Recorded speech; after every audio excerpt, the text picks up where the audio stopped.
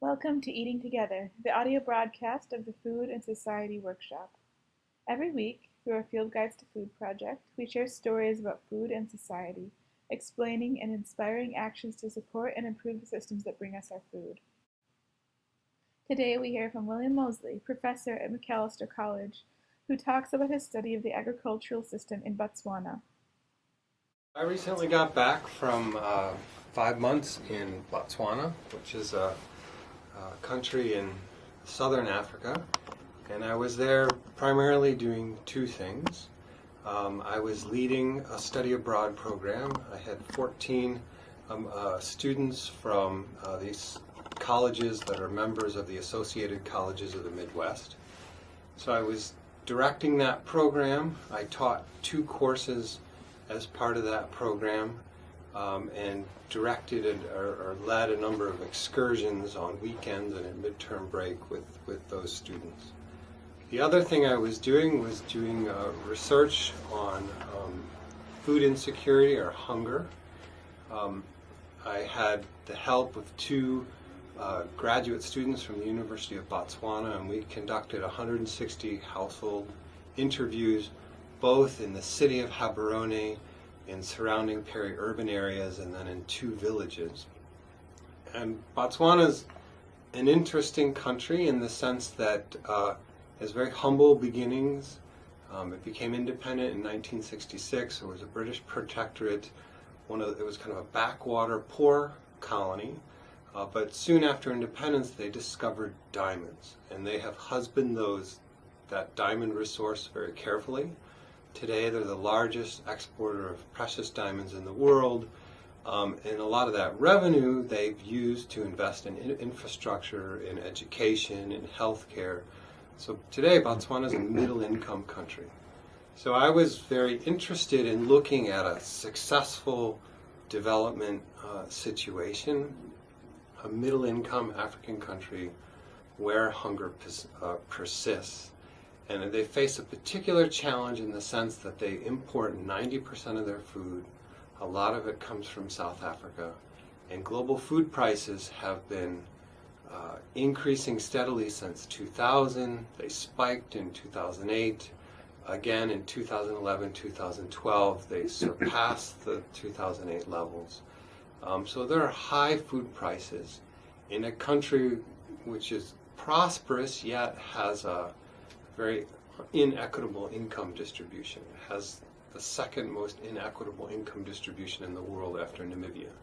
So you have a segment of that population which is poor, which is struggling to pay for food, and kind of faces chronic food insecurity. So that's what we were examining on the research side. Food prices were higher in the 1960s and 70s. We went through a period of low food prices in the 80s and 90s, historically very low. And then, as I mentioned, they've risen gradually since 2000. A lot of people think about global population growth as lying behind this. That's a small part of the dynamic. More significant is the fact that the world is urbanizing at a very rapid clip. The world is now over 50% urban, and when people move to cities, their dietary patterns tend to change. They consume a greater variety of foods, they consume more meat. It takes about 10 kilograms of grain to produce a kilogram of beef. So as the world is urbanizing, it's putting more stress on the global food system. And then also, I think, shorter term, what we saw in 2008, and then again more recently, is rising global energy prices. And food production today is an incredibly energy-intensive process, much more so than it was in the past. So you need fossil fuels not only for the mechanization of agriculture, but a lot of your inputs, your fertilizers, your pesticides, are petroleum-based. So when fuel prices went up, food prices went up. And along with that, when food prices went up, when energy prices went up, it made things like ethanol more competitive, more people invested in ethanol production. So in the upper Midwest, this is based on corn largely. So that even put more pressure on the global food system. Plus, there was some financial speculation that was going on. It was worthwhile to invest in, speculate on food markets. So that globally has, those are kind of longer term and shorter term reasons for food prices to rise. In the African context, I think there is, since the period of European colonialism, which starts in the late 19th century moving forward, the European powers have been interested in kind of dismantling subsistence food production systems, that is food production for the local population, and reoriented that towards the global economy. And they did a lot of that through taxation. So if you introduce something like a head tax, households then need cash to pay that tax. And the only way they were going to get that cash was by either growing cash crops or by migrating and working. So people gradually produce less food for local consumption. They produce more cash crops for exports, some edible, some not edible, and they began migrating to work in either the mines or in commercial farms or in urban areas. So what we see then is sub-Saharan Africa has become increasingly involved in the cash economy. They're producing less and less of their own food, and they're acquiring that through income they've generated through other means.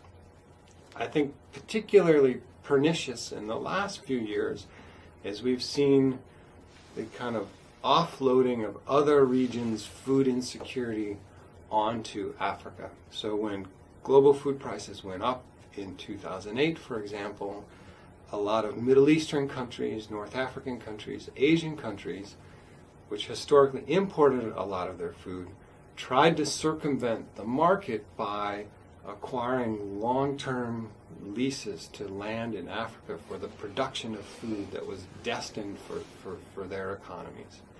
So I think that history, that increasing engagement with the global food market, this recent history of land grabs or long-term land leases has made many regions of Africa more susceptible to hunger or food insecurity. I think a neoclassical economist would tell you that different areas of the world have different comparative advantages. And so if you're particularly good at producing precious diamonds, or you're particularly good at producing cotton or producing tobacco or producing beef, that's what you should specialize in. So focus on producing those things which you're very efficient at producing, take that income and then purchase food with it. And then, everybody does what they're most efficient at, and then everybody wins. You trade, and we all come out better. I think there are a couple of complicating factors. It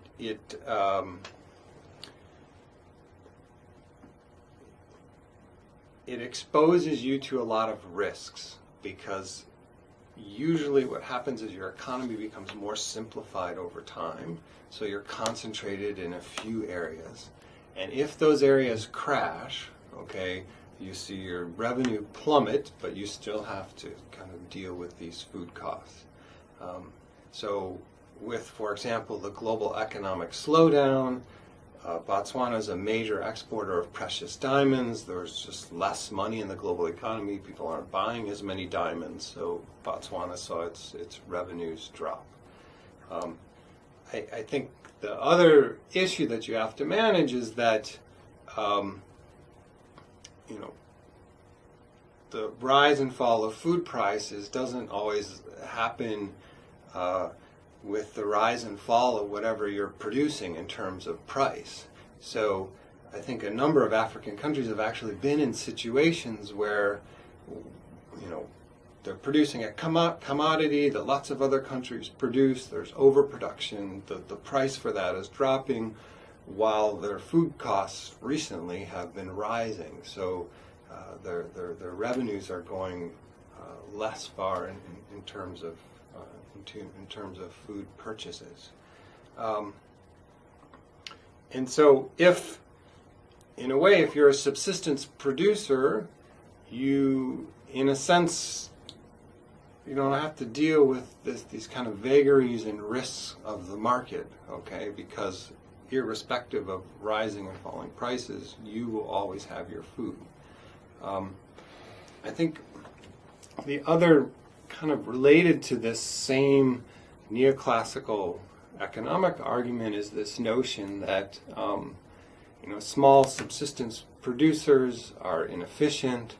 There are a lot of stereotypes about African farmers as being kind of backward and primitive, so that they would argue, I think, that it makes most sense for large commercial producers using kind of the latest technologies to produce food. They can do that more efficiently, and then, those farms get big, they displace the smallhold producers who, become workers and then will buy that food. The evidence isn't really there to support the fact that large commercial producers are always more efficient. And I think what we've seen is that these large commercial producers, because they use more energy-intensive technologies, those, like I noted earlier, those food prices are going to go up when energy prices go up. And so you've got these workers making low wages that are going to struggle to feed themselves. So in all these different scenarios, it tends to be the small, worker whose food security situation is compromised. I think a lot of small subsistence producers have been kind of characterized as risk averse in a very negative way, and I think what they're trying to do is manage risk. So, one strategy is to produce one crop and aim for maximum production in a good year, but then everything fails in a bad year. So a lot of small producers are not going to maximize production in any given year, but they're planting lots of different crops on lots of different soil types in hopes that in any given year something will work out and they'll do okay. And on a strictly kind of cost-benefit analysis, that may not look particularly efficient, but it kind of works like your insurance analogy, that they're managing the risk. They don't suffer the devastating losses.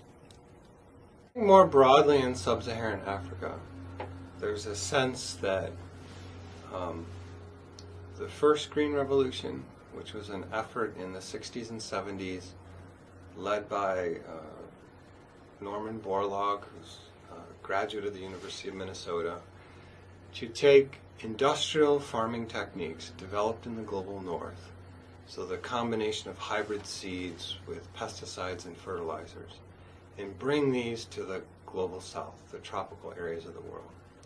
And so that led to tremendous yield increases, particularly in Mexico and some areas of South Asia.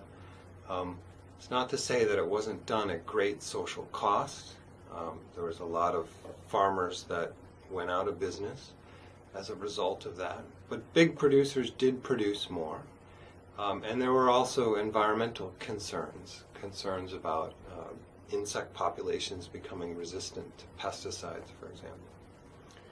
But that first Green Revolution had less of an impact in the African context, in part because they didn't really focus on crops that were major African crops. So one big focus was on wheat. There's very little wheat grown in the African context, as well as on Asian rice, but it's different than a lot of the African rice varieties that are grown.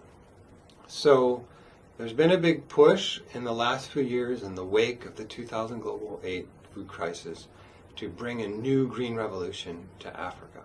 These same sorts of packages of hybrid seeds, pesticides, fertilizers, increasing use of GMO, genetically modified seeds to increase crop yields. And I think the issue there is while that will increase total production, it won't necessarily solve the hunger problem because those types of technologies tend not to be accessible to the poorest of the poor. Furthermore, as noted before, you're in a way setting people up for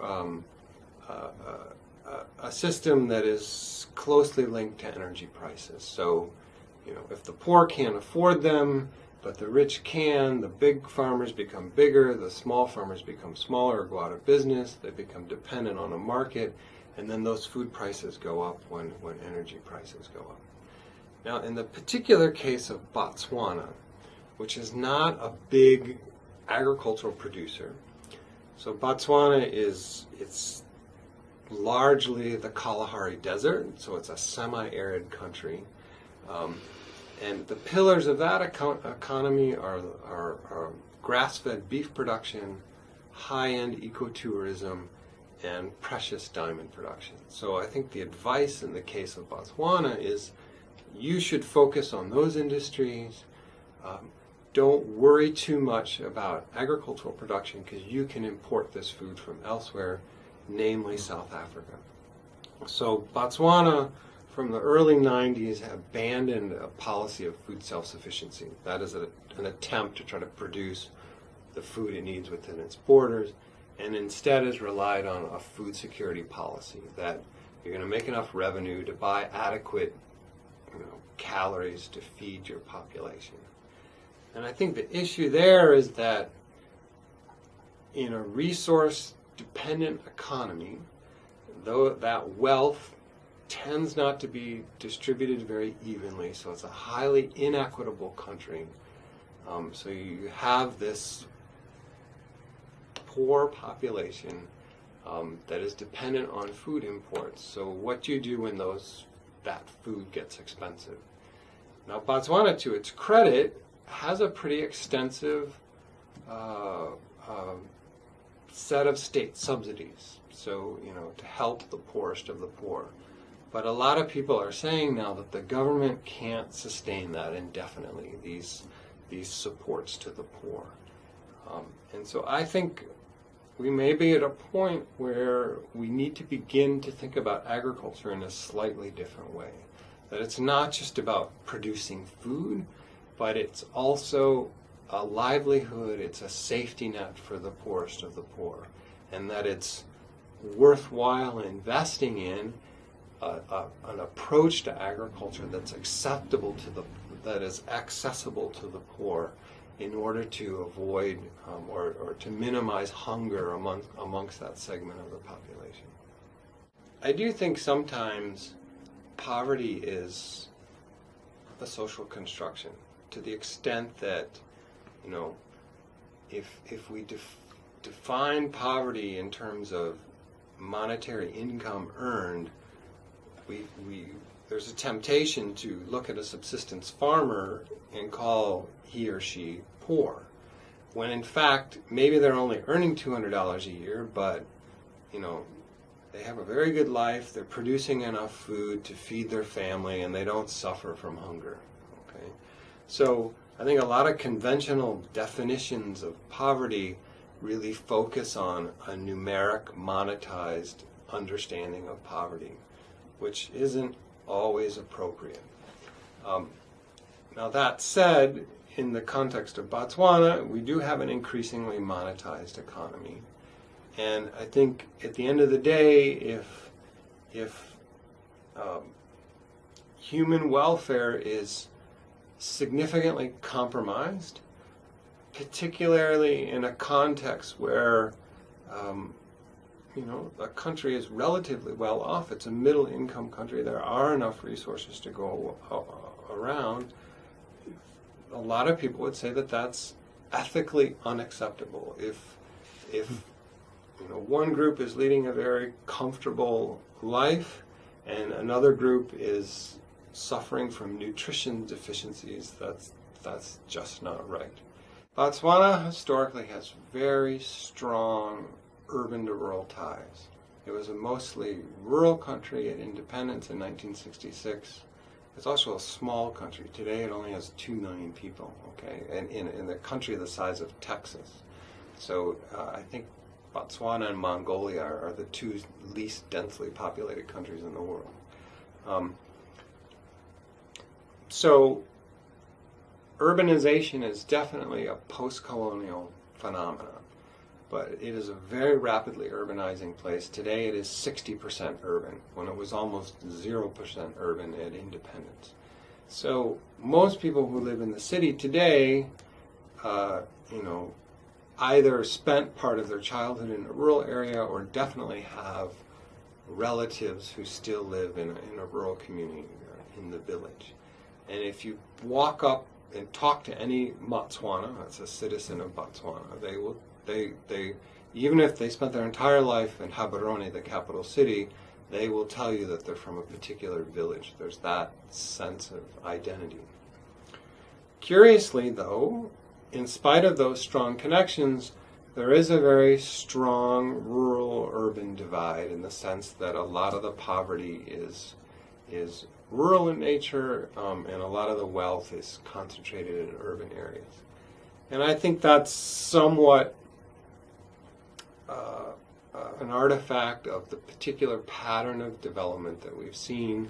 So diamond wealth, this is what provides the government with most of its revenue, a lot of the infrastructure. While they've developed infrastructure in rural areas, a lot of that infrastructure is concentrated in urban areas, and that's where a lot of the civil service jobs are. So the highest paying jobs tend to be in the city. So that's where we see a lot of that wealth concentrated. And there is some, there are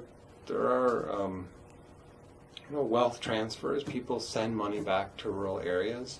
What we see a lot of is people building homes in rural areas because that's where they want to retire. Or most wealthy people will have a herd of cattle. And so wealth tends to be banked in the form of cattle, and then that cattle is kept in rural areas where it's tended by livestock hands. Large numbers of poor urban households spend a very high percentage of their income on food, well over 50%. So that when food prices go up, this is a real problem for them because they're limited in terms of how much more they can spend on food. Somewhat surprisingly, I think we found that rural households as well are more dependent on the market for food than we had anticipated.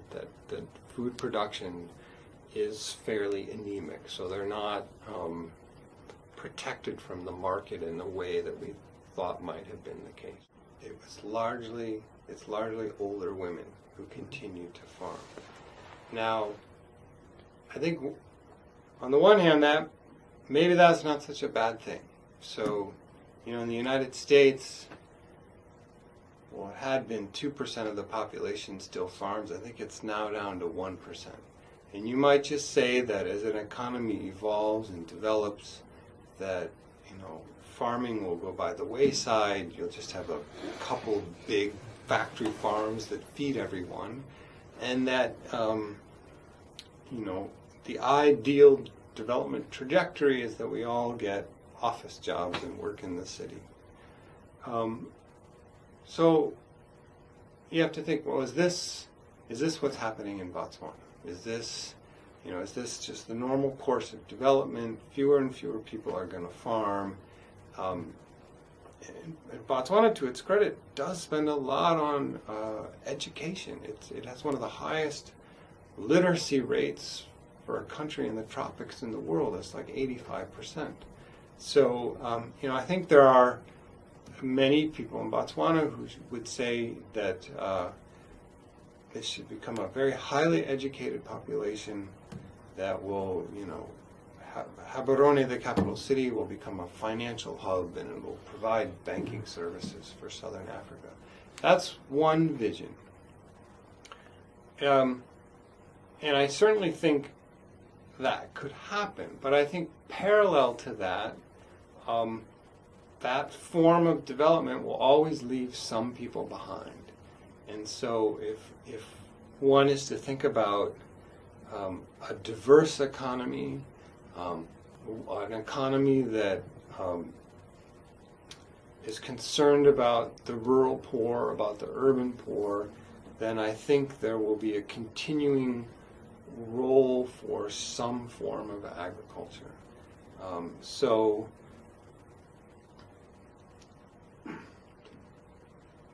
I think what our research may end up showing is that agriculture is still important even in a highly successful middle-income African country. And it's important because it's a safety net for the poor, and that it's not acceptable to have people going hungry in that context.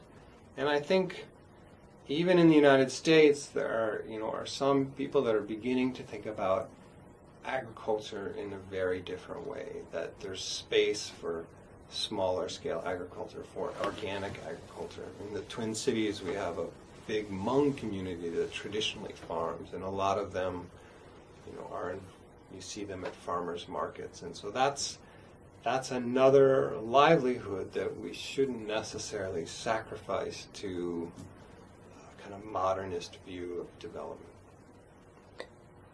It's very easy to romanticize rural life as kind of bucolic, and farming is hard. It's really hard work, and in some sense, you can't blame people for wanting to get out of a hard existence, which is very risky in terms of weather patterns. So I think we have to look at it in a realistic way that recognizes that it's not an easy occupation, but if you are operating in a situation of persistent poverty, high levels of unemployment, I think it needs to continue to be explored as a potential occupation. And I met and interviewed a lot of people that, despite the hard work, I think appreciated the fact that they had independence, that they had a know-how and experience with the land that they could use to feed their family in part or in whole. A lot of male extension workers or field workers can only kind of interact with women at arm's length. So that's one issue. Okay, I think if your farming population is largely female, it makes sense to have a field staff which is largely female. And then I also think that there's a particular vision of agriculture which is highly mechanized, energy intensive, chemical intensive, and that